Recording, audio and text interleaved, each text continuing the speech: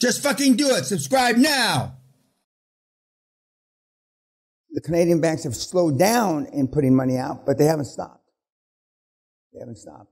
And when you use the nomenclature, the words, we will always be bringing you deals that stand on their own feet, vis-a-vis free cash flow covering debt service by some multiples. When you say those words, those are magic words. But then bring them deals when that's true. Don't be bringing them some half-ass crap. And then you'll build these relationships with these bankers for a lifetime, and you'll never want for money. And they tease me, but during the not this great financial debacle, but on a previous one, when oil went from $41 a barrel to $6 a barrel, we had no shortage of money. None. Zero.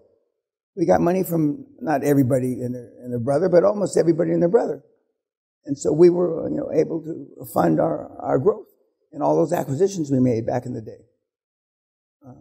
But I mean, it's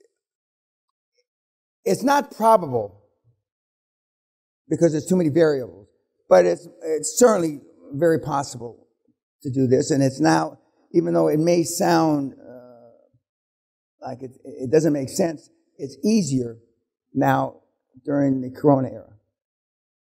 It's just easier. Because most of the sellers are afraid. Two, the weak cunts that are weaker than you aren't going out in the hunt. Because they've already decided they're going to wait till Corona's over. Namaste. Thank you. Thank you. If I wrote the script, I couldn't have written it any better. Because unfortunately, even though fear is false, expectations appearing real, fear is real. I mean, it can be really real. And we've all been afraid of something. And, you hear that, well, oh man, it's full of shit. This is pretty fucking real to me right now. But it is,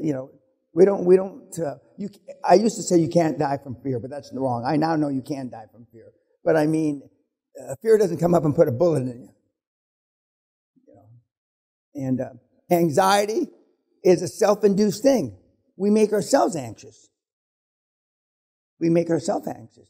And when you learn the trick to become fearless, your world is your oyster. Your world is your oyster. A lot of people, I'm told, use drugs to escape that fear of living, that fear of life. I miss that, but I know kids do it. And I know guys my age that have kids that have done it.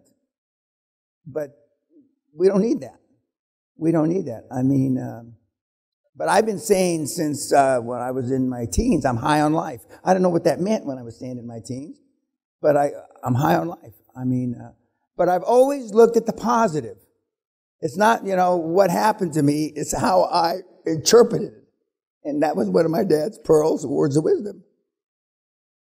And God knows, I believed him.